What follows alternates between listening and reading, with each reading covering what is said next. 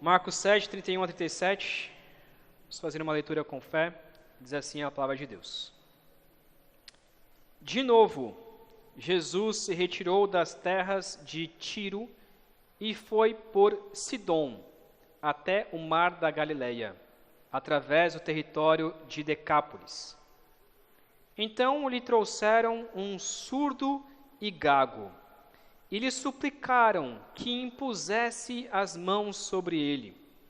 Jesus, tirando-o da multidão, à parte, pôs os dedos nos ouvidos dele, depois, cuspindo, aplicou saliva na língua do homem. Então, erguendo os olhos ao céu, suspirou e disse: Efatá, que quer dizer, abra-se. E logo os ouvidos do homem se abriram, e o empecilho da língua se soltou, e ele falava sem dificuldade. Jesus lhes ordenou que não contassem isso a ninguém, porque quanto mais recomendava, tanto mais eles o divulgavam. Ficavam muito admirados, dizendo: tudo ele tem feito muito bem, faz até os surdos ouvirem e os mudos falarem. Até aqui a palavra de Deus. Pai querido, mais uma vez pedimos que o Senhor fale aos nossos corações nessa noite, para que sejamos edificados e transformados pela sua palavra. É o que oramos em nome de Cristo.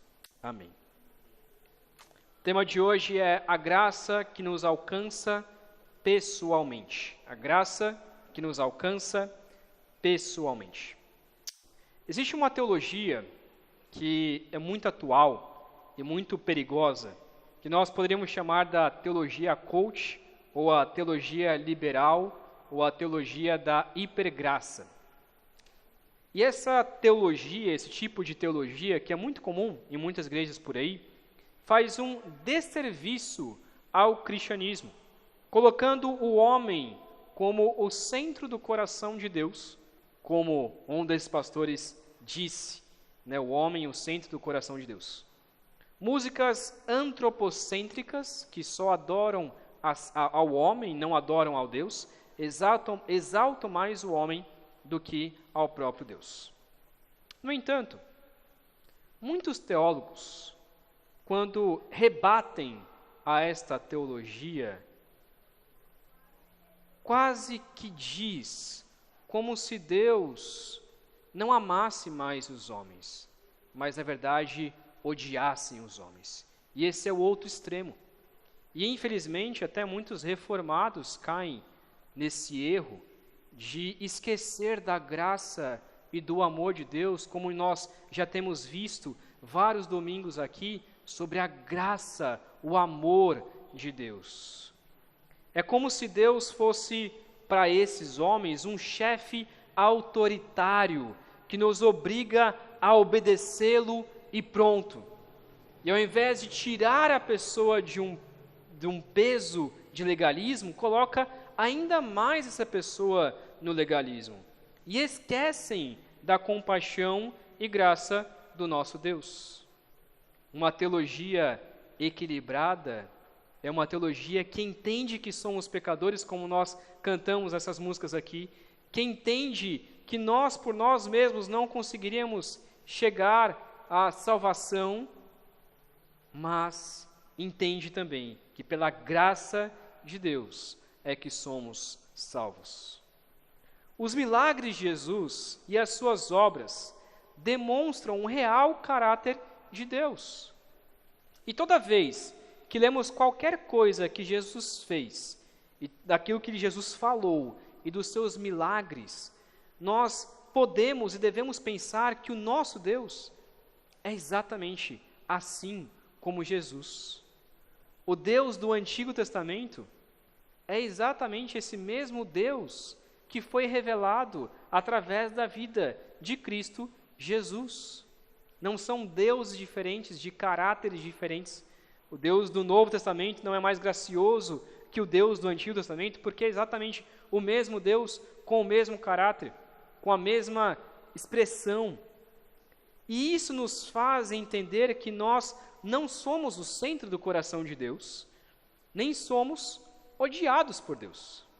Pelo contrário, nós, por meio da graça de Cristo Jesus, somos amados de uma forma tão graciosa que nós não conseguimos imaginar. Como diz Romanos, Deus nos amou quando ainda éramos pecadores. Este é o equilíbrio do Evangelho, é saber que somos pecadores e entender o quão ruim é o nosso pecado e também entender que Deus nos amou de uma maneira tão grandiosa que é impossível de medir. Estamos vendo isso claramente no Evangelho de Marcos e o texto de hoje, obviamente, não é diferente. E nesse texto nós veremos 3 aplicações para as nossas vidas sobre a graça que nos alcança pessoalmente.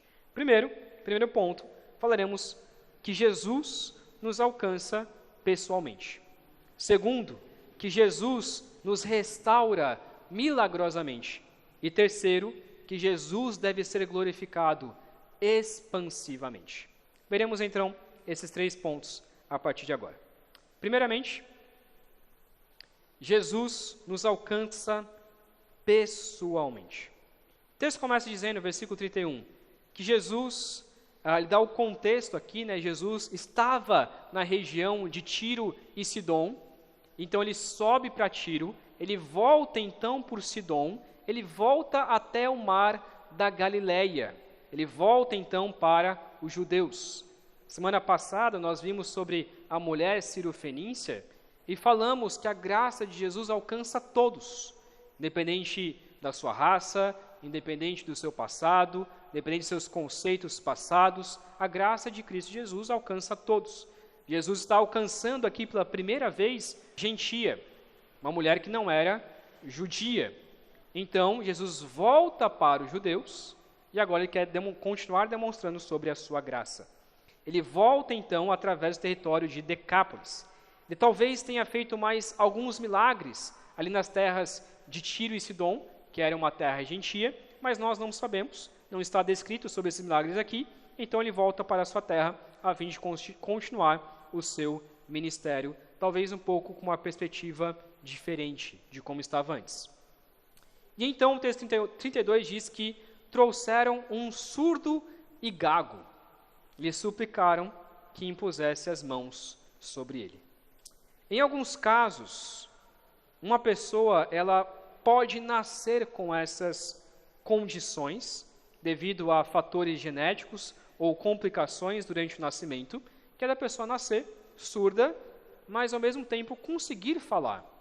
Ela conseguiu, aprendeu uma forma de expressar, e esse possivelmente era, então, um surdo, não escutava nada, mas conseguia falar de alguma maneira, só que tinha dificuldade em sua fala, que é trazida aqui como gago.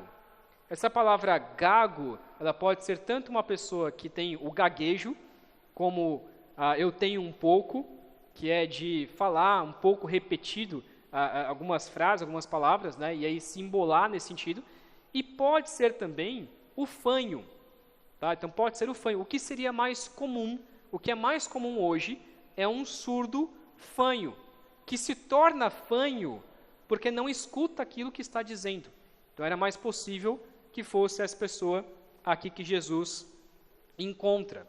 Em outros casos, essa surdez ou gagueira pode se desenvolver ao longo da vida, e aí a pessoa ir perdendo, então, a sua audição, mas ele aprendeu a falar antes de ficar surdo.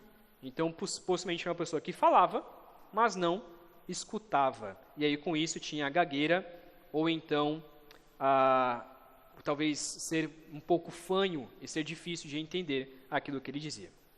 Jesus, então, ele faz algo diferente aqui, de como ele fez com outras pessoas. E isso é muito curioso, porque Jesus, versículo 33, diz que ele tira da multidão. Ele tira este homem da multidão. Isso é muito curioso. Jesus não cura esse homem publicamente. Possivelmente por 2 fatores. Primeiro, a forma que Jesus vai curar este homem, e é o que nós veremos daqui a pouco, poderia ser considerada estranha. E para nós é bem estranho essa forma como Jesus vai curar. E por isso ele prefere fazer de uma maneira sem que esse surdo e gago passasse vergonha, sem que as outras pessoas falassem, nossa, que negócio estranho que Jesus fez com ele. Então Jesus leva ele à parte para curá-lo de uma maneira estranha. Ou, e talvez complementando o outro, Jesus não queria chamar a atenção da multidão fazendo esse milagre, que é o que nós vemos depois. Jesus não queria que as pessoas divulgassem aquilo que ele fez. O que nos ensina que nós também não devemos procurar elogio dos outros quando nós fizermos o bem às pessoas. O próprio Deus, Jesus, não procurou ser elogiado por todo mundo. Pensa, ele era Deus. Ele merecia todo o elogio. Ele deveria fazer as coisas, ou na nossa concepção, fazer as coisas públicas para ser justamente elogiado. O problema é que Jesus não queria ser elogiado por as coisas que ele fazia. Ele queria ser elogiado, louvado pelo fato de ser Deus. Não queria ser elogiado por ser um milagreiro. Não, ele queria ser elogiado pelo fato, louvado pelo fato de ser Deus. E ele sabia que se ele fizesse as coisas publicamente, as pessoas iriam confundir as coisas. Iriam só louvar a Deus pelos seus milagres e não por aquilo que de fato ele é. Mas nos ensina também que nós, quando fizermos coisas boas para as pessoas, não devemos procurar elogio para nós. Devemos procurar fazer sempre em secreto. E a forma como Jesus cura, o versículo 33 continua dizendo que ele pôs os dedos no ouvido dele e cuspindo, e talvez cuspiu na mão, ou então pediu para ele abrir a boca e cuspiu na boca, na língua deste homem. Aplicou saliva na língua deste homem. Estranho, né? Para nós até mesmo algo nojento. Como assim Jesus fez um negócio desse? Para nós essa ação de Jesus de fato não faz sentido algum. Por que Jesus fez isso? Talvez por 3 motivos. E talvez esses 3 motivos se complementam, tá? Não é distinto um dos outros. Primeiramente, simbolismo. Simbolismo. Essa ação poderia simbolizar para este surdo e gago a abertura dos canais de comunicação e a restauração da sua fala. Então isso poderia ser um símbolo de, imagina, por exemplo, quando você encosta, está com uma dor de ouvido e você começa a encostar o seu ouvido, a sua mão, o seu dedo no seu ouvido e fazer aquele barulho até que você, poxa, estou ouvindo. Então, possivelmente era um símbolo de Jesus fazendo isso com este homem. Segundo, talvez uma prática cultural. Em algumas culturas antigas, a saliva frequentemente era vista como tendo propriedades curativas. É como uma criança, e eu acho que isso já aconteceu com você, quando você está andando de bicicleta, e aí de repente você cai e machuca o joelho. Não sei se você fazia isso, mas eu fazia. Algumas crianças, quando ralam o joelho ou fazem machucado, qual a primeira coisa que faz? Passar o cuspe, né, irmão João? Você fazia bastante isso, né? Eu fazia bastante isso. Minha mãe brigava comigo, mas eu fazia bastante isso. Eu pegava para parar de sangrar, eu passava o cuspe e colocava ali naquela ferida e dava certo. E às vezes dava certo. É bom? Não é nada bom. O que você está fazendo ali, na verdade, é trazendo mais bactéria para o seu machucado. Não é algo bom. Mas eu gostava de fazer isso e ainda gostava do gosto de sangue, tá? Hoje não faço isso, mas eu também gostava do gosto de sangue. A gente fazia isso quando era criança. Naquela cultura era algo semelhante. Não a cultura judaica em si, mas talvez a cultura ali daquela região, de que quando uma pessoa era curada ou ferida, muitas vezes o curandeiro, ele passava o seu cuspe como uma forma de cura. Então, talvez Jesus está imitando esta prática cultural também. No entanto, o que ele está provando é que não era um remedinho para aquele homem. De fato, era porque Jesus, ele tinha poder de cura, porque nele mesmo ele tinha poder de curar pessoas. A saliva, de fato, de Jesus, de fato, curava. Terceiro, poderia ser também como uma conexão pessoal. Jesus estava estabelecendo uma conexão pessoal e direta com esse homem, mostrando compaixão e cuidado. É como aquela mãe, voltando para a história do machucado no joelho, quando andamos de bicicleta, quando criança. Enquanto você aplicava saliva, o que a mãe fazia? O que geralmente a mãe faz? Beija. A mãe beija. Ela vai, ô filhinho, mas não beija no machucado, mas vai beijar em cima do joelho, ou algo assim, ou está com dor de cabeça, vai beijar no joelho. Eu faço isso com a minha esposa, né? Esses dias que ela está doente, eu beijei a cabeça dela e falei, não, agora já está curada. Claro que não, né? Seria bom se eu tivesse poder de cura nesse sentido. Mas o que isso mostra? Uma conexão pessoal, um cuidado. Eu estou cuidando da minha esposa, a mãe está cuidando do seu filho. Jesus está cuidando deste homem.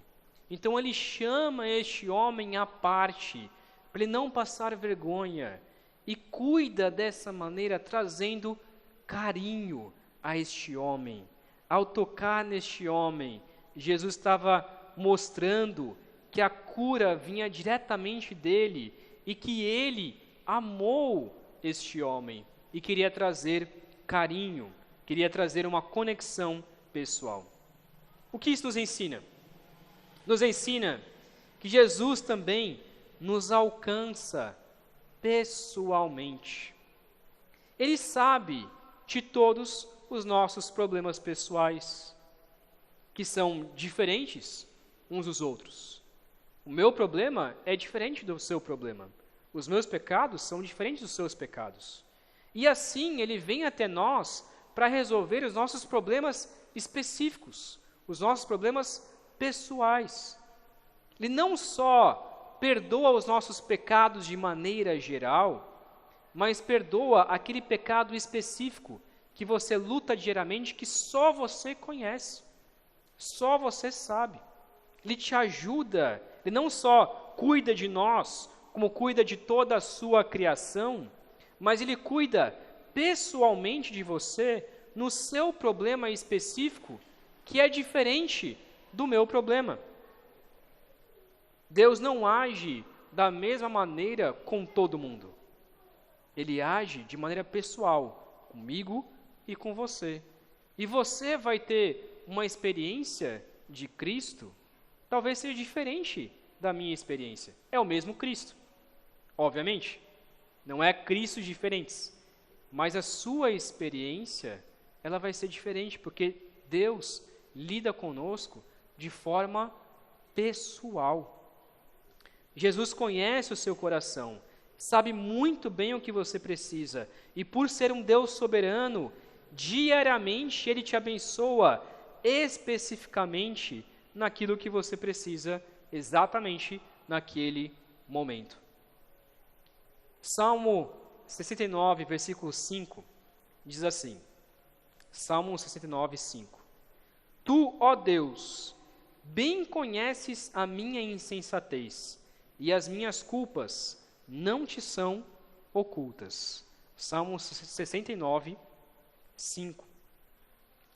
Deus conhece a nossa insensatez. As nossas culpas, a sua culpa, não está oculta diante de Deus. Ele conhece o seu coração. Isso pode te assustar, e deve, mas isso também pode te alegrar, de saber que Deus conhece o seu coração no mais profundo. E o Salmo 62, versículo 7, 62, 7, de Deus dependem a minha salvação e a minha glória, Ele é a minha rocha e o meu refúgio. Ou seja, o nosso coração, a nossa vida, depende tão somente de Deus. Ele conhece o nosso coração e Ele sabe que nós precisamos ser salvos e perdoados. Então, primeiramente, podemos ver que Jesus nos alcança pessoalmente. Por isso nós dizemos que a salvação, ela é individual. A salvação do seu pai não garante que você seja salvo. A salvação da sua esposa não garante que você seja salvo. A salvação do seu marido não garante que você seja salvo. A salvação, ela é individual. E Jesus te alcança pessoalmente, te salva pessoalmente, te cura pessoalmente. E por isso que o segundo ponto é que Jesus nos restaura milagrosamente. Jesus nos restaura milagrosamente. Olha o que diz 34 e 35. A gente vai ver à medida que a gente vai explicando. Mas 34, ele começa dizendo assim: Então, erguendo os olhos ao céu, suspirou e disse, Efatá, que quer dizer, abra-se. Jesus diz essa palavra que é até difícil de falar, porque no original é Efatá, então é Efatá, que é uma palavra em aramaico. Não é uma palavra nem em hebraico e também não é uma palavra em grego. Marcos está escrevendo para os gregos, os de fala grega. Então nós temos Marcos, todo o evangelho, ele é escrito em grego para aqueles que falam grega. No entanto, Jesus, ele fala em aramaico, que é a língua que este homem conhecia. Os judeus daquela época falavam hebraico, mas hebraico era mais para o estudo da Bíblia, mas a língua mais comum dos judeus daquela época era aramaico. Mas nem todos, aliás, todos os judeus falavam aramaico, poucos falavam em hebraico e alguns falavam também em grego, como o caso de Marcos, de Paulo e muitos outros. Por isso que Marcos ele teve que explicar essa fala. Isso mostra que Jesus ele foi ainda mais pessoal com este homem, falando a sua língua para que ele entendesse a sua fala. A primeira palavra que ele ouviu, que este homem ouviu, foi a sua própria língua. E de fato Deus fala a nossa língua, mostrando compaixão pessoal. Versículo 35 diz, E logo os ouvidos do homem se abriram, e o empecilho da sua língua se soltou, e ele falava sem dificuldade. Eu fico imaginando essa cena. Deve ser uma cena maravilhosa. Eu já acho incrível aquela cena em que, não sei se você já viu, de uma criança daltônica, ou seja, que não enxerga as cores, né? Uma criança que não enxerga as cores. E hoje já existe um óculos que traz as cores para que a criança consiga enxergar. É de fato a tecnologia algo incrível. E quando essa criança coloca este óculos, a criança ou o adulto, coloca este óculos, uma vez que ela nunca tinha visto cor, tudo ou cinza ou de uma cor só, deve ser terrível você ver o mundo todo cinza ou o mundo todo de uma cor só, algo, ou as cores não serem tão vivas assim, ou confundir o vermelho com o verde, deve ser extremamente difícil. Uma pessoa assim, eu tenho um amigo que ele é daltônico e ele fala o quão difícil é nesse sentido. E já existe esse óculos, que você coloca esse óculos e aí você consegue enxergar as cores. Imagina isso. Imagina isso, já deve ser algo incrível. E ver esses vídeos já é algo maravilhoso. Agora imagina um surdo que de repente passa a ouvir. Nós somos acostumados com o som. Nós somos acostumados em ouvir. E para a gente, ouvir, tudo bem, isso não faz muita diferença. Mas quando você começa a perceber o som das coisas, é algo maravilhoso. E este homem, a primeira voz que ele escuta, é a voz de Cristo Jesus, dizendo, Efatá, abra-se. Ele cospe então em sua língua e ele começa a falar. Este empecilho na sua língua, ele começa a falar naturalmente. O que esse homem faria então? Qual que é a resposta desse homem? Eu quero falar para todo mundo. Eu quero contar desse milagre que aconteceu em minha vida. É impossível ficar calado. Eu quero contar para todo mundo me conhecia. As pessoas conheciam este homem. São as pessoas que trazem esse homem para Jesus. Então ele era uma pessoa conhecida. E esse homem sai dali e diz: Jesus, eu preciso contar para todo mundo.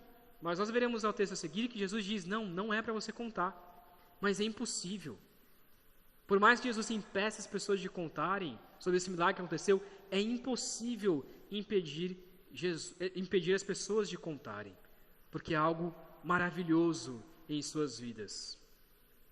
Por que será que nós também não falamos com essa mesma alegria do maior milagre que aconteceu em nossas vidas?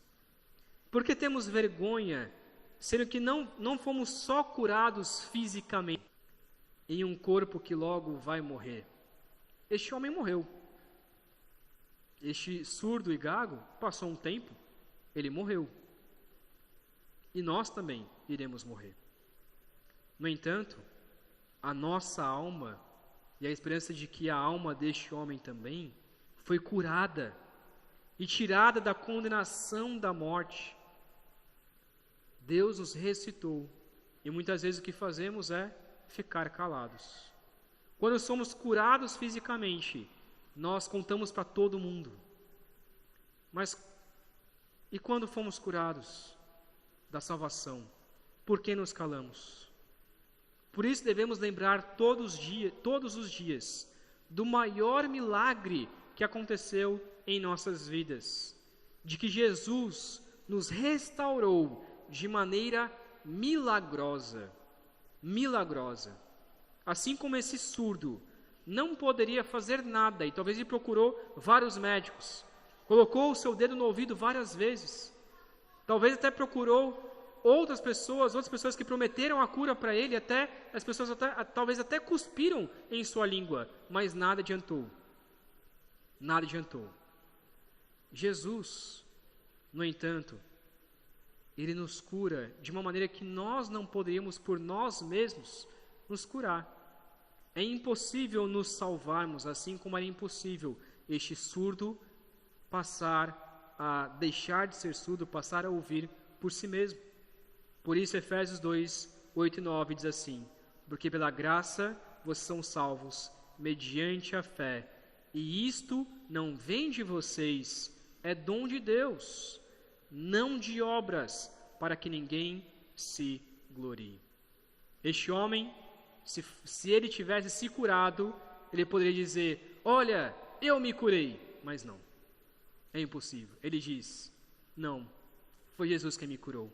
E essa cura, essa restauração foi de maneira milagrosa. E é por isso que nós também dizemos: não fui eu que me salvei. Quem me salvou foi Jesus. E foi de uma forma milagrosa, porque eu estava morto, mas agora eu fui ressuscitado em Cristo Jesus. Terceira parte. Diante de tudo isso que nós falamos aqui, Jesus deve ser glorificado expansivamente. Jesus deve ser glorificado expansivamente. Versículo 36 começa dizendo que Jesus lhe ordenou que não contassem isso a ninguém, porém quanto mais recomendava, tanto mais eles o divulgavam. Mesmo que Jesus tenha feito essa cura em secreto, ainda assim, as pessoas não paravam de divulgar sobre Jesus. Jesus não queria que divulgassem o que ele fez, porque a sua intenção não era receber fama para si, como nós já falamos. No entanto, era impossível impedir que essas pessoas divulgassem o que ele fazia. O Evangelho de Mateus diz que, contando essa mesma passagem, não fala especificamente sobre esse surdo, mas diz que Jesus curou muitos surdos, muitos paralíticos e muitas pessoas nesta situação, neste local.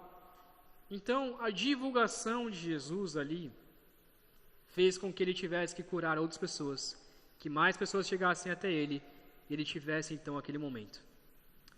Versículo 37 diz que eles ficaram muito admirados, dizendo: tudo ele tem feito muito bem, faz até os surdos ouvirem e mudos falarem. Esta última frase faz até os surdos ouvirem e mudos falarem. O Evangelho de Marcos traz aqui exatamente nessa sequência de frase, porque possivelmente o que as pessoas estavam fazendo era citando Isaías 35, 5 a 6, que é uma profecia de quem seria Cristo Jesus. Isaías 35, de 5 a 6, que diz assim: Então se abrirão os olhos dos cegos, e se desimpedirão os ouvidos dos surdos. Os coxos saltarão como as corças, e a língua dos mudos cantará. Pois águas arrebentarão no deserto, e ribeiros no ermo.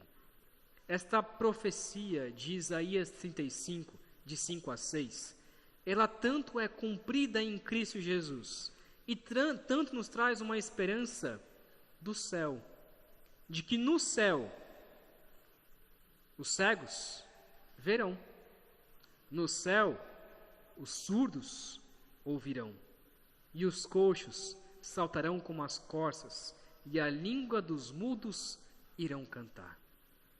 Isso é uma promessa. Isso se cumpriu um pouco em Cristo, e Cristo fez isso, mas Cristo fazia isso apontando para o futuro, apontando para como será no céu. O irmão João quase toda quarta-feira pede para enxergar, né, irmão João? Quase toda quarta-feira pede para enxergar. E nós oramos sobre isso. E nós oramos, todo dia ele pede. Mas a esperança do irmão João não é só o aqui e agora. A esperança do irmão João é que no céu ele vai poder enxergar. No céu ele vai poder ver todo mundo, ele vai poder ver a glória de Deus. Vai poder ver coisas muito mais maravilhosas do que ele viu aqui na terra.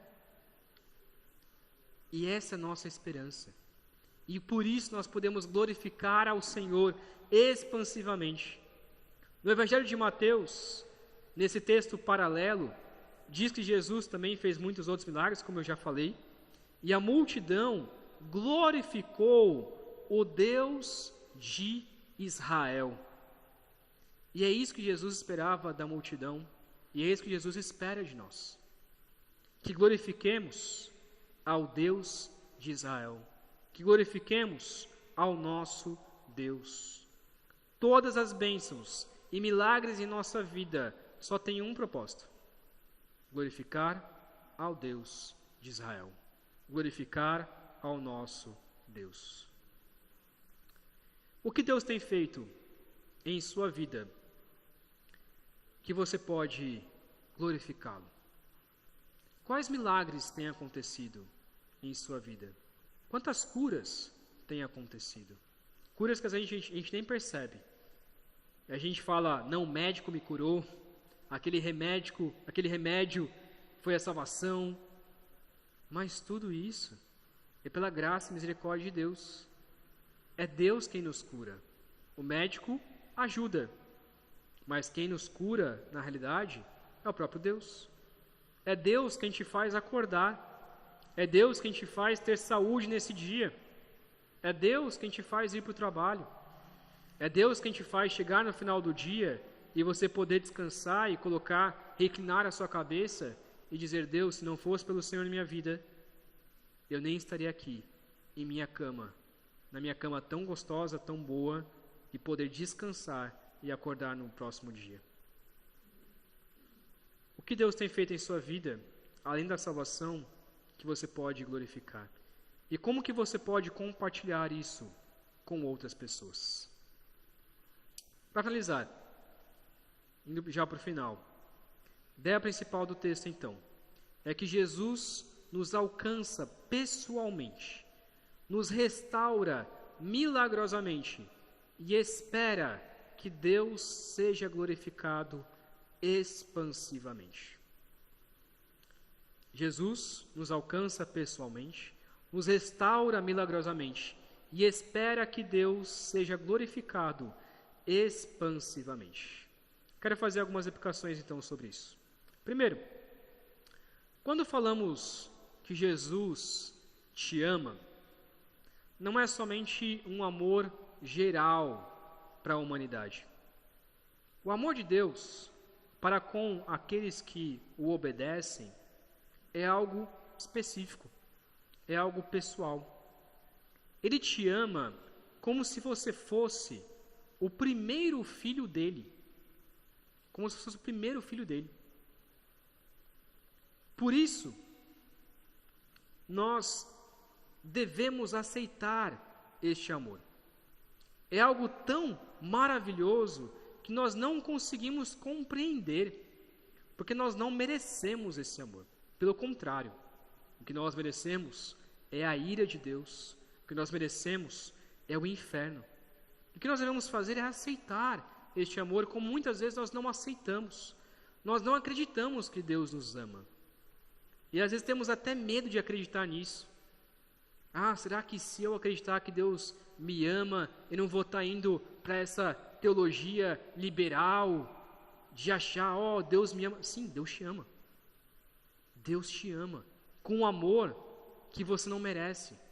Deus te ama não porque você tem algo especial, porque você é diferente daquela pessoa. Não, Deus te ama porque Ele quis te amar. Ele te ama como Ele amou o seu próprio Filho. É um amor tão grandioso que é impossível mensurar, é impossível pensar. Por isso devemos acreditar que Deus cuida de nós em nossas necessidades pessoais.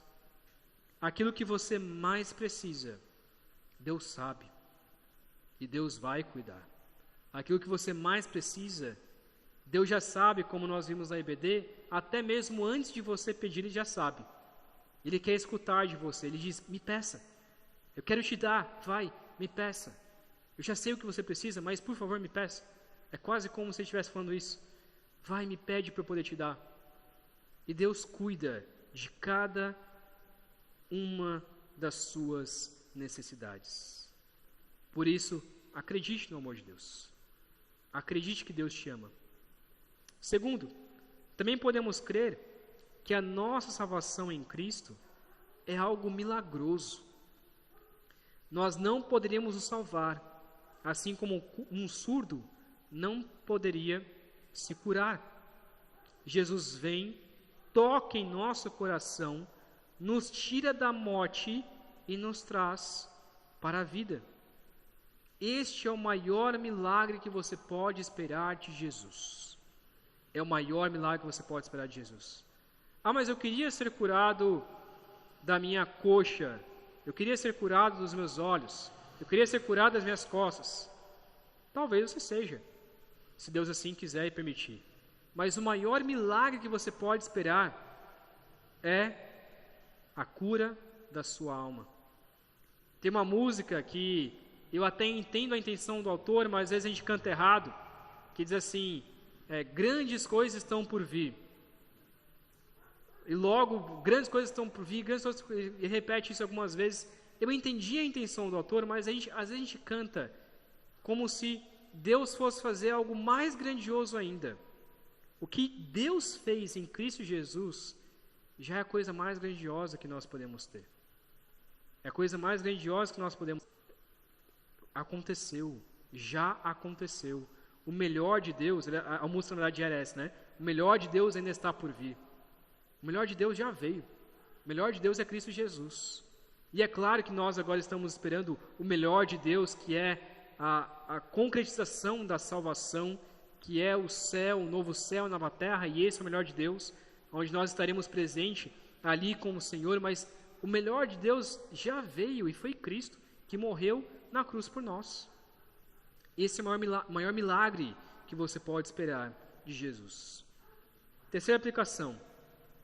Se você crê em tudo isso que foi falado aqui, se você crê nesse texto, se você crê em Jesus, então glorifique a Deus com a sua vida. E como você pode glorificar ao Senhor? Qual é a melhor forma de glorificar a Deus? Através da obediência. Obedecer ao Senhor é a melhor forma de glorificar a Deus. É o que Jesus diz, lá em João 14:15. Se vocês me amam, guardarão os meus mandamentos. Se você quer glorificar ao Senhor, se você ama ao Senhor, se você ama de todo o seu coração, então guarde, obedeça os seus mandamentos. Este Deus gracioso que nos amou e se entregou por nós. Pai querido, obrigado, meu Deus, porque podemos acreditar que o Senhor nos salva de maneira pessoal. A salvação é pessoal. Podemos acreditar, ó Deus, que assim como o Senhor Jesus trouxe o surdo para um canto e o curou ali de maneira específica, de maneira pessoal, assim também Jesus faz conosco. E um dia, e eu espero que todos nós já tivemos isso, um dia o Senhor veio a mim, um dia o Senhor me salvou de maneira pessoal, um dia o Senhor tirou o coração de pedra e colocou um coração de carne, tirou uma mente desobediente e colocou uma mente obediente ao Senhor. Ó Deus, eu espero e eu peço que o Senhor faça a mesma coisa com cada um aqui. Não sou eu que vou convencê-los, não é ninguém que vai convencer um ao outro, é o seu próprio Santo Espírito que nos convence dos pecados. Ele faz isso de maneira pessoal, por isso eu peço a Deus, que o Senhor faça isso com aquele que ainda não crê verdadeiramente no Senhor, com aquele que ainda não teve o encontro real contigo.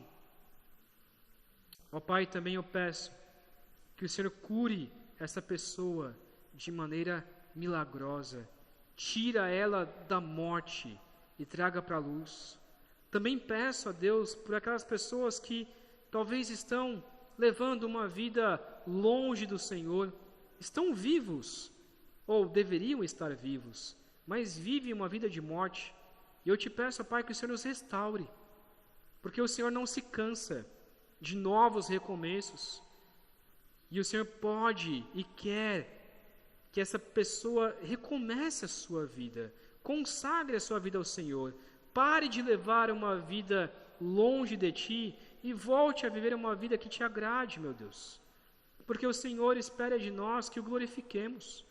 O Senhor quer que a gente glorifique o Senhor quer que a gente adore o Senhor com nossas vidas, e para isso nós precisamos obedecer, não obedecer com peso, mas obedecer em liberdade, em uma nova vida, em uma liberdade de vida, porque agora temos o espírito de liberdade em nós. E por isso eu peço, ó Pai, que o Senhor nos ajude a obedecer ao Senhor com amor, a obedecer ao Senhor com graça, a obedecer ao Senhor com liberdade, porque o Senhor nos salvou, nos restaurou e nos trouxe uma nova vida. Pedimos, ó Pai, que o Senhor nos ajude essa semana a glorificar ao Senhor em tudo que nós fizermos.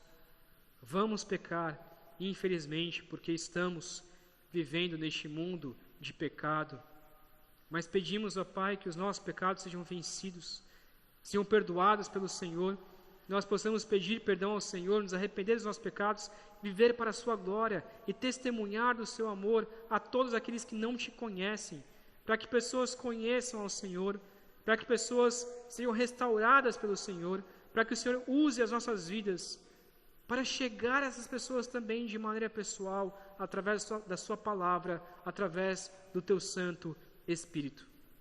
Meu Pai, eu te peço que o Senhor nos ajude essa semana a cumprir a missão de ir e pregar o Evangelho àqueles a quem o Senhor quer alcançar.